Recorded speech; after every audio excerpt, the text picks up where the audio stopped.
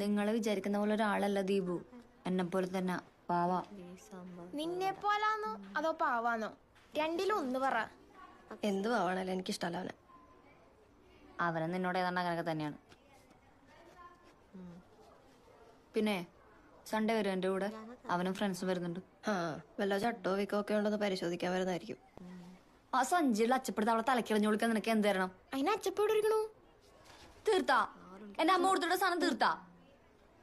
Yes, തിന്നാനല്ലേ കൊണ്ടു വെച്ചേക്കണത്. ഞാൻ ആ സ്വാദിക്ക് കൊടുത്തു, കുറച്ച് ഞാൻ തിന്നു. അല്ലെങ്കിൽ ഇവിടെ സാധനങ്ങളെല്ലാം തീർന്നു കഴിയുമ്പോഴാണല്ലോ എല്ലാവർക്കും ആവശ്യം. ഇതെന്നാണ് ട്രെയിനിൽ തല വെച്ചെടുക്കുന്ന പോലെ സൗണ്ടൊക്കെ കേൾക്കുന്നുള്ള വയറ്റിന്ന്. ചുകിച്ച് കിടക്കല്ലേ മോളെ, അങ്ങടെ എണീറ്റ് അങ്ങോട്ട്. സോനെ സോനാരേ, സൺഡേ സെറ്റ് അല്ലേ? എനിക്കറിയാൻ പാടില്ലാണ്ട് വെക്കണം. നീ എന്തായാലും മുന്തിന നായ്ക്കുട്ടി അവർ മുന്നിലെ പ്രദർശനത്തിന് വെക്കാൻ. ഇത്ര ബുദ്ധിമുട്ട് നീ വരണ്ട സോനെ. അയ്യോ, നിന്നെ ഒറ്റയ്ക്ക് വിടാനോ?